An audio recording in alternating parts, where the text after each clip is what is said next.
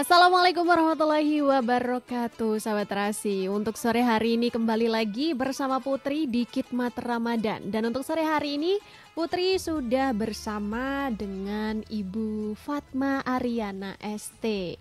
Dan hari ini nanti kita akan membahas mengenai literasi keuangan untuk keluarga. Tapi sebelum itu kayaknya kita sapa dulu Ibu Fatma. Halo Ibu Fatma. Halo, Assalamualaikum. Waalaikumsalam. Hari ini masih puasa gitu ya?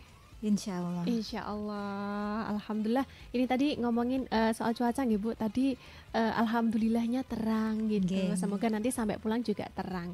Amin. Amin. Nah, Bu, hari ini kita akan ngebahas mengenai literasi keuangan untuk keluarga. Memang seberapa penting sih Bu, setiap keluarga ini harus memiliki literasi tentang keuangan, apalagi untuk keluarga. Monggo Ibu. Terima kasih Mbak Putri. Nggih. Assalamualaikum warahmatullahi wabarakatuh. Waalaikumsalam Innalhamdalillah na'madu wa nasta'inu wa na'udzubillahi min syururi anfusina wa min sayyiati a'malina may yahdihillahu fala mudhillalah wa may yudhlil fala hadiyalah. Asyhadu an la ilaha illallah wa asyhadu anna Muhammadar Rasulullah. Allahumma sholli ala Muhammad wa ala ali Muhammad. Puji syukur ya kita dipertemukan kembali dengan bulan Ramadan, dan insya Allah malam ini kita akan memasuki malam 21 ya, malam ganjil yang semoga kita bisa bersama-sama meraih keutamaan Lailatul Qadar. Amin. Tentang tema hari ini tentang literasi keuangan dalam keluarga, ini ya berangkat dari keprihatinan gitu ya. Mungkin Mbak Putri dan Sobat Terasi mendengar atau melihat banyaknya berita pada saat ini. Ada banyak permasalahan yang timbul karena orang-orang terbelit judi online, pinjaman online, gitu ya. Dan itu tidak hanya berpengaruh terhadap kriminalitas gitu ya, tapi juga lebih banyak juga yang berpengaruh terhadap keluarga gitu, sampai perceraian kayak gitu. Jadi ini adalah dampak bahwa dari pentingnya kita ya mengetahui literasi tentang keuangan gitu, karena cara kita mengelola keuangan terutama dalam keluarga kita itu akan sangat mempengaruhi ya kehidupan kita gitu ya. Kalau kita sukses mengelola keuangan, insya Allah ya hidup kita itu akan lebih mudah gitu ya, apalagi lebih mudah untuk beribadah, bekerja, dan juga akan mempengaruhi keharmonisan keluarga kita gitu.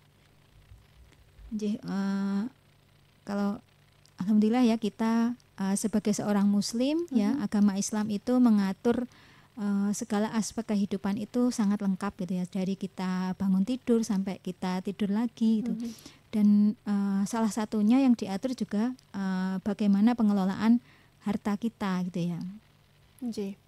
Dan kita Islam memandang harta itu tidak hanya sekedar materi gitu, tapi harta itu juga harus dikelola dengan prinsip-prinsip yang sesuai dengan syariat gitu ya. Dan ini digunakan juga untuk mencapai kesejahteraan dunia dan akhirat gitu ya. Jadi tujuan kita nggak cuman kita sejahtera di dunia gitu, tapi juga bagaimana agar kita ya sejahtera juga di akhirat gitu ya. Dan ada beberapa prinsip ya bagaimana mengelola keuangan keluarga dalam Islam. Yang pertama adalah keadilan dan keseimbangan gitu. Jadi Islam itu sangat mementingkan ya keseimbangan atau tawasun gitu. Jadi di Quran surat An-Nisa ayat 36 sampai 37 disebutkan ya, dan Allah tidak menyukai setiap orang yang sombong lagi membanggakan diri, yaitu orang-orang yang kikir dan menyuruh orang lain berbuat kikir gitu. Jadi adil dan seimbang ini adalah sikap kita pertengahan gitu. Jadi kita tidak boros dan juga tidak kikir gitu ya. Kalau di surat An-Nisa tadi menyebutkan bahwa kita tidak boleh kikir ya, terlalu menahan harta yang seharusnya kita keluarkan tapi kita tahan-tahan. Tapi kita juga diperintahkan untuk tidak boros ya. Ini di Quran surat Al-Isra ayat 27. Ini Allah berfirman, sesungguhnya orang-orang yang pemboros itu adalah saudara-saudara setan, dan setan itu adalah sangat ingkar kepada Tuhannya gitu. Jadi kita diperintahkan agar kita membelanjakan keuangan kita ya, uang kita dengan seimbang dan tidak boros dan tidak kikir gitu ya. Artinya ya kita membelanjakan uang itu sesuai dengan kebutuhan bukan karena keinginan gitu ya. Karena kalau kita menuruti keinginan kita itu tidak ada puasnya ya manusia. Sifat kita sebagai manusia, fitrah kita sebagai manusia itu kita tidak pernah puas gitu ya. Jadi bedakan antara kebutuhan dan keinginan gitu. Itu prinsip pertama gitu ya.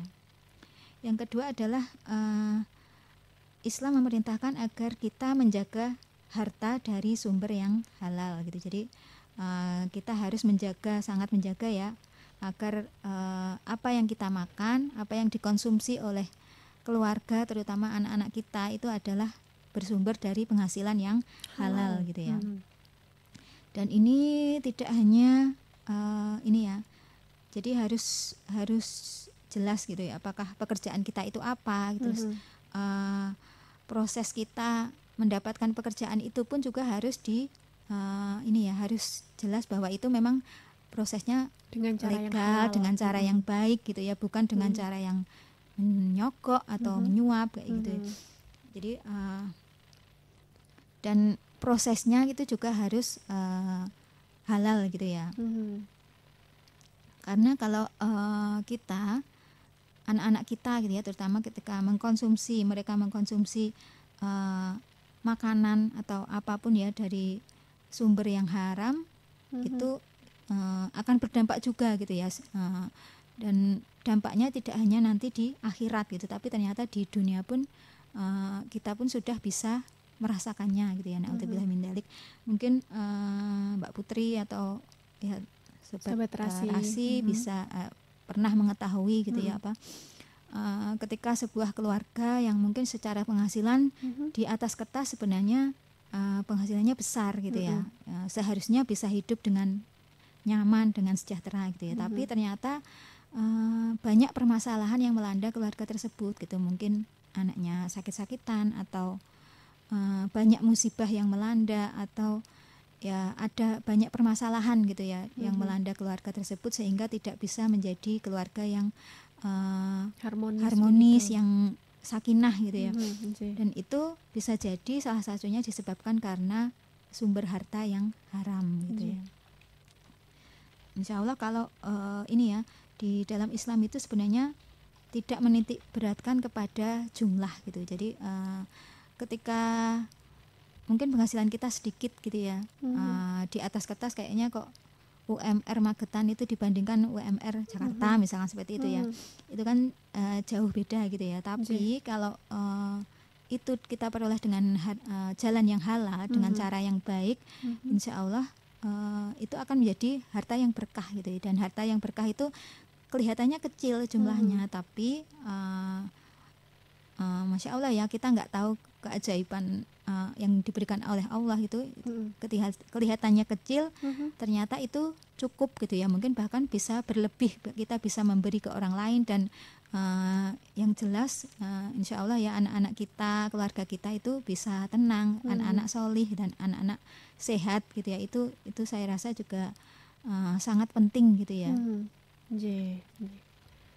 Dan yang prinsip ketiga adalah menunaikan kewajiban zakat dan sedekah gitu. Jadi ini apa ya, untuk zakat ini kadang-kadang kita ini masih ini ya, masih banyak orang yang sebenarnya belum aware atau belum peduli tentang apakah saya ini sudah masuk nisab atau belum gitu, apakah saya termasuk wajib zakat atau belum gitu ya. Karena memang di negara kita memang belum ada peraturan yang mewajibkan gitu ya warga negaranya untuk membayar zakat gitu ya. Jadi zakat masih berupa himbauan gitu. Jadi beda dengan mungkin pajak kayak gitu ya. Pajak itu mau nggak mau kan kita harus membayar karena memang ya itu kewajiban kita sebagai warga negara gitu. Tapi untuk zakat ini saya rasa masyarakat masih harus banyak diberi kesadaran, diberi sosialisasi bahwa zakat ini adalah kewajiban kita gitu ya. Ya kita harus peduli gitu ya dengan harta kita gitu. Apakah saya ini sudah termasuk wajib membayar pajak atau belum gitu. Itu saya rasa yang belum disadari oleh banyak orang gitu. Jadi mungkin ini sebabnya pengumpulan zakat di negara kita mungkin belum optimal gitu ya. Padahal sebenarnya kalau saja gitu ya zakat, terutama mungkin zakat mal gitu ya. Kalau zakat fitrah saya rasa semua sudah paham gitu. Kalau untuk zakat profesi, zakat mal itu PR kita masih banyak gitu ya. Itu padahal kalau banyak yang kalau kita sudah menyadari ya kewajiban kita membayar zakat gitu. Itu insya Allah itu akan menjadi salah satu solusi gitu ya untuk negara ini gitu ya. Mungkin kalau Mbak Putri ya melihat kondisi saat ini kan mungkin daya beli masyarakat berkurang ya, ekonomi sedang lemah gitu ya. Itu zakat bisa menjadi salah satu solusi gitu ya. Ya tapi mungkin kita harus harus semua pihak harus berusaha gitu, nggak cuman pemerintah gitu, tapi kita juga mengingatkan gitu ya, terutama untuk diri sendiri atau untuk lingkungan terdekat bahwa ketika mereka sudah wajib berzakat, penghasilannya sudah melebihi nisab gitu ya, itu ya mereka harus mengeluarkan harta tersebut gitu, karena ya kebaikannya gitu ya, itu akan kembali kepada diri kita sendiri gitu ya. Selain kita memberi kepada orang lain, insya Allah ya kita akan dapat berkahnya tadi gitu ya. Karena zakat itu memang satu, dia membersihkan harta, dia yang kedua adalah dia menciptakan kesejahteraan sosial, yaitu dan ketiga dia adalah bukti kepedulian kita terhadap sesama gitu. Ini di Quran surat At-Taubah ayat 103 ya, disebutkan bahwa ambillah zakat dari sebagian harta mereka, dengan zakat itu kamu membersihkan dan mensucikan mereka. Jadi insya Allah kalau dengan kita rajin berzakat, harta kita itu akan tumbuh gitu ya, akan diberkahi oleh Allah gitu.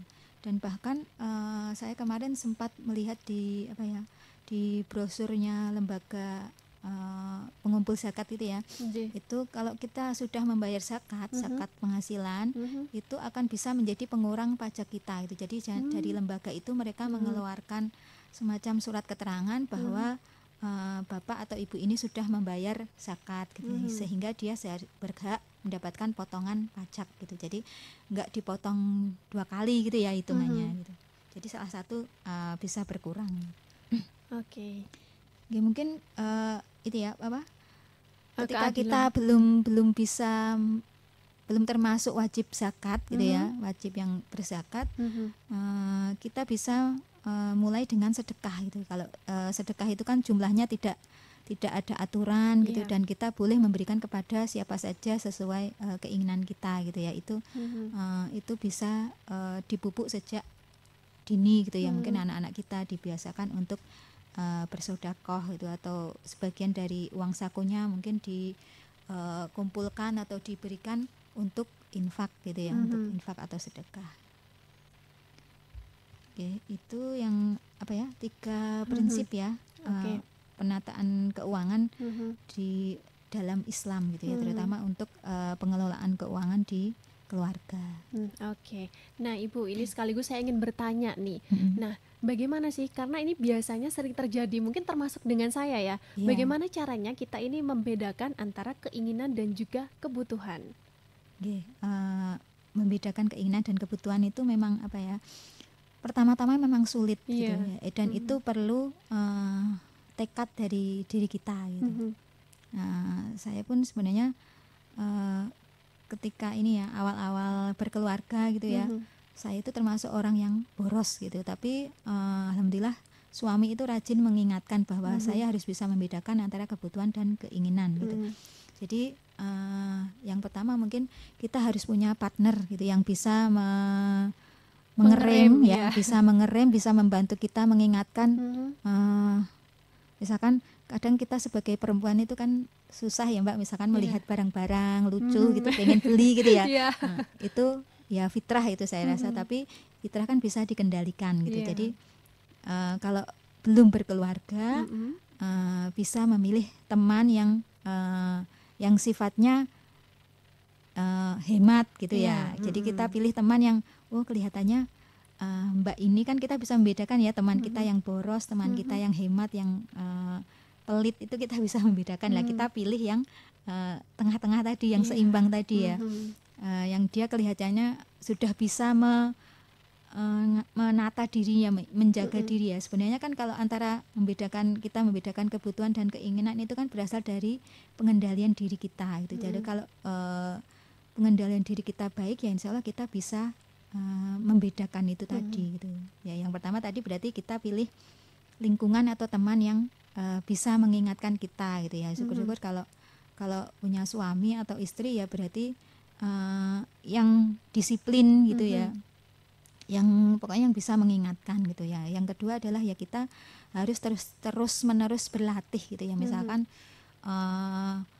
mungkin Mbak Putri saat ini punya barang incaran ya di Shopee atau di mana ya, aplikasi hijau itu ya dimasukkan keranjang dulu gitu, tapi itu tidak langsung di check out gitu, jadi didiamkan dulu beberapa waktu gitu. Kadang-kadang kan keinginan kita itu menggebu-gebu hanya pada saat tertentu gitu ya, mungkin pada saat tanggal kembar atau diskon besar-besaran biasanya Bun, diskon akhir tahun atau pertengahan tahun itu kadang-kadang kita tidak membutuhkan barang itu, tapi kayaknya kayak kalau kita melewatkan diskon besar itu rasanya kok sayang gitu ya. Kan ibu-ibu seperti itu kan kadang.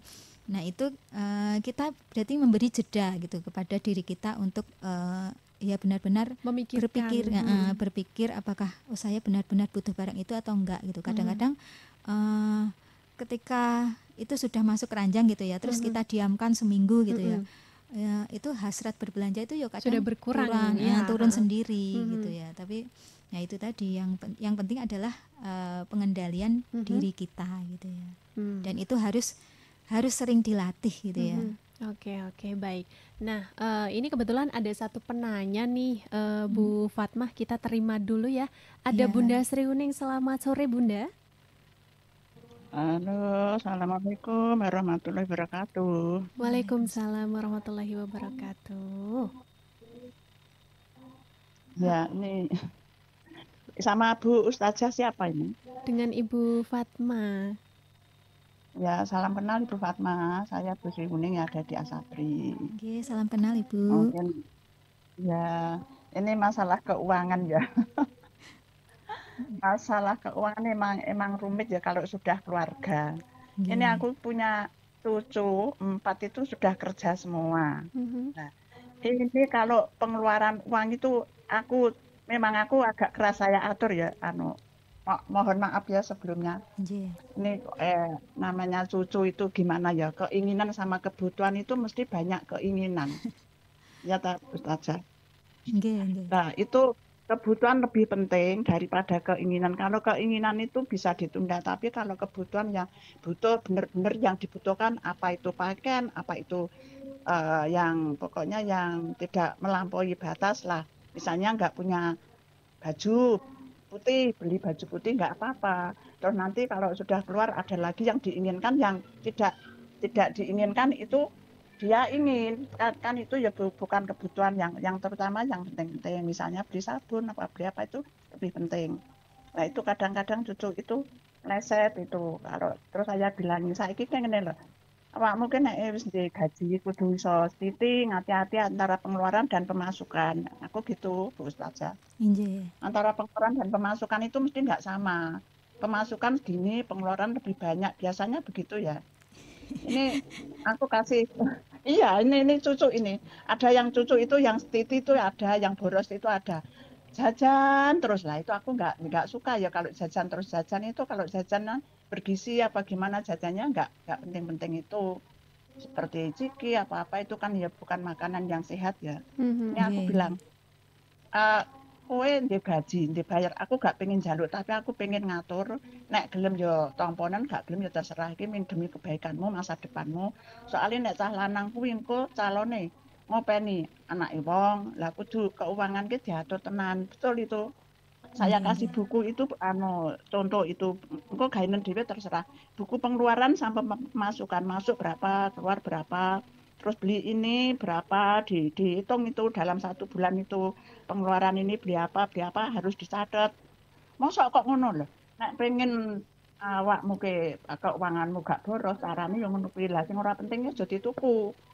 Lah sing dituku ki sing kebutuhan sing awakmu sing butuh, nek ora penting rasa dituku. Lah kuwi cara menghindari ki piye? Awakmu ya kudu iso ngempet. Nek pengen kudu iso ngempet saya gitu. Lah ini masalah keuangan itu. Terus untuk keluarga ya ini Bu Ustazah. Untuk keluarga ya begitu. Kalau apa itu sudah keluarga, kan sekarang itu banyak ya yang orang nikah 1 tahun, 2 tahun, itu kadang nggak lama, terus cerai. Itu masalah satu keuangan. Masalah kedua kurang harmonisnya rumah tangga, kurang kurang konsultasi apa gimana itu. Kadang anak muda kan zaman sekarang itu egoisnya sendiri-sendiri ya. Apa-apa kalau deket mbahnya ibunya gitu. Nah itu kalau sudah keluarga ya tak bilangi duit pengeluaran, pemasukan itu dijogo tenanan wis keluarga. Hati-hati aja nek ra penting rasa dituku aku gitu. Akhirnya ini anak yang nomor 2 sama nomor 3 itu sudah nurut. Nah ini cucu ini yang agak ngelenong. Oke, mungkin bisa langsung ke inti pertanyaannya Bunda. Ya pertanyaan ini bagaimana caranya yang anak yang agak susah diatur itu bagaimana cara mengendalikan masalah keuangan. Cuma itu yang saya tanyakan. Yang lainnya sudah tahu tadi sudah dijelaskan. Makasih gitu aja waktunya Bu Ustazah. Assalamualaikum warahmatullahi wabarakatuh. Waalaikumsalam warahmatullahi wabarakatuh. Tapi Bu Ustazah ini jangan dijawab dulu ya. Kita jeda iklan dulu dan sebentar lagi kita bakalan comeback ya Sobat Trasi. Anda masih mengikuti acara Khidmat Ramadan bersama Ikatan Dai Indonesia. Sahabat Trasi kembali lagi bersama Putri dan juga Ibu Fatma Aryana ya. Tadi ada pertanyaan dari Bunda Sriuning Bu Fatma mengenai gimana sih caranya supaya anak muda ya, apalagi cucunya beliau ini biar bisa untuk mengatur keuangan begitu. Monggo. Ya, terima kasih Ibu Sri Huning ya. Tadi bagus sekali ya, Masya Allah sebagai seorang nenek ya, Ibu Sri Huning sudah memberikan nasihat dan saya kira juga pasti sudah memberikan contoh yang baik gitu ya kepada anak dan cucunya agar bisa mengelola keuangan dengan baik gitu. Jadi ini tadi yang ditanyakan kan cucunya gitu. Kalau putra-putrinya kayaknya tadi sudah mulai bisa gitu ya mengatur keuangan, tapi untuk cucunya masih agak sulit gitu ya. Mungkin wajar karena ini masih anak muda gitu ya, karena tadi mungkin baru bekerja gitu. Jadi itu bisa jadi karena euforia gitu ya, karena ketika anak-anak ya dulu ketika masih sekolah belum berpenghasilan kan hanya mengandalkan orang tua gitu ya. Tapi ketika sudah bekerja kan kita bebas membelanjakan uang kita untuk apa saja gitu. Jadi mungkin cucunya Ibu Sri Huning masih berada dalam fase itu tadi ya, masih seneng-senengnya belanja karena ya lagi seneng-senengnya cari uang dan bisa menghasilkan uang sendiri gitu ya. Tapi cucu Bu Sri Huning tadi itu sudah berada di lingkungan yang tepat gitu ya. Seperti yang saya bilang ke Mbak Putri tadi ya, kita harus bisa menemukan lingkungan atau teman yang bisa mengingatkan kita agar kita bisa mengerem gitu ya, membedakan mana kebutuhan dan keinginan. Dan cucunya Bu Sri Huning ini sudah menemukan lingkungan yang tepat gitu ya, karena neneknya dan mungkin orang tuanya juga selalu rajin mengingatkan gitu ya, bagaimana agar bisa membedakan antara keinginan dan kebutuhan tadi gitu. Jadi modalnya sudah ada gitu ya.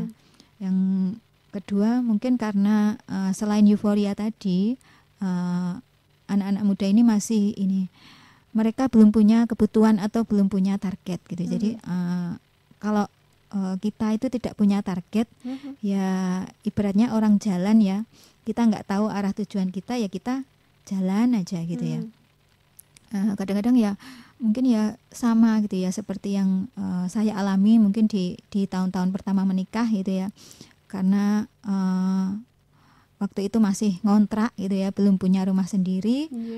Jadi sepertinya kayaknya belum ada tekanan gitu untuk menyisihkan uang lebih gitu. Jadi pengeluarannya lebih banyak untuk hal-hal yang sebenarnya kurang perlu gitu ya. Tapi ketika memutuskan untuk membeli rumah dan mungkin merenovasi gitu ya, itu kan kebutuhan otomatis muncul ya Mbak Putri ya.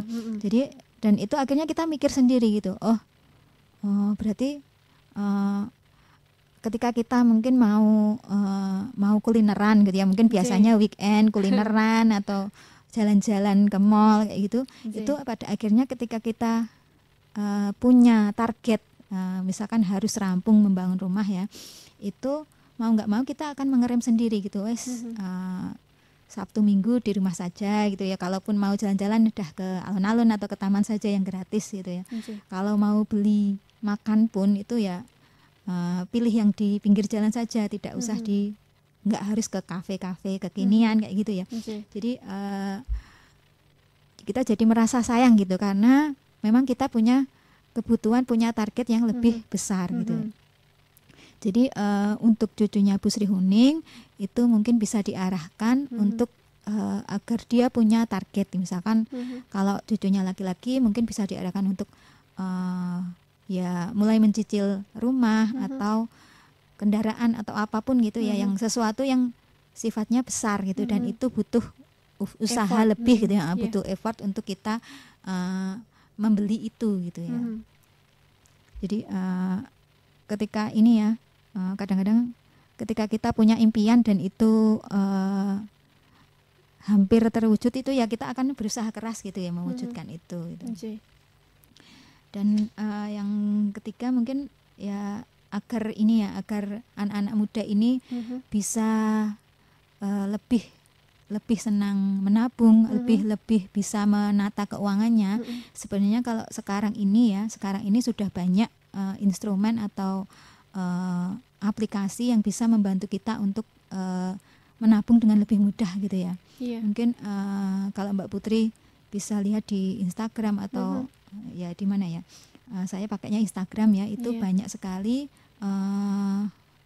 medsos yang tentang bagaimana mengelola keuangan itu bisa diikuti itu dulu gitu. Biasanya kalau kita mencari sesuatu yang misalkan bagaimana mengelola keuangan gitu ya, itu nanti di media sosial kita itu akan keluarnya ya itu gitu ya. Algoritmanya akan mengikuti gitu. Dan itu apalagi sekarang ya kita bikin buku tabungan itu nggak harus ke kantornya, kantor bank gitu ya, nggak harus ke bank gitu. Kita bisa bikin lewat HP saja gitu. Dan bahkan saya itu punya bank rekening di bank elektronik itu dia sudah bisa langsung memisah-misahkan. Jadi ada kantong untuk membayar zakat gitu misalkan, itu kan saya cicil ya tiap bulan berapa. Terus misalkan untuk membayar pajak misalkan ya Bu ya. Pajak mobil itu kan pengeluaran yang misalkan pajak mobil, motor itu kan pengeluaran tahunan yang selalu ada gitu. Dan kadang kalau itu kita keluarkan secara langsung itu kan rasanya langsung besar gitu ya. Tapi kalau kita cicil per bulan itu akan terasa ringan gitu ya. Dan apalagi mungkin untuk yang kurban atau mungkin ya umroh, mungkin bahkan kalau mau umroh, bahkan mau piknik pun itu bisa dibuat kantong tersendiri gitu. Jadi kalau seperti itu kita lebih semangat gitu. Jadi dia kadang ngasih ini ya, mau target berapa dalam berapa jangka waktu berapa gitu. Jadi nanti akan ditargetkan Mbak Putri harus nabung sebulan 100.000 misalkan seperti itu ya.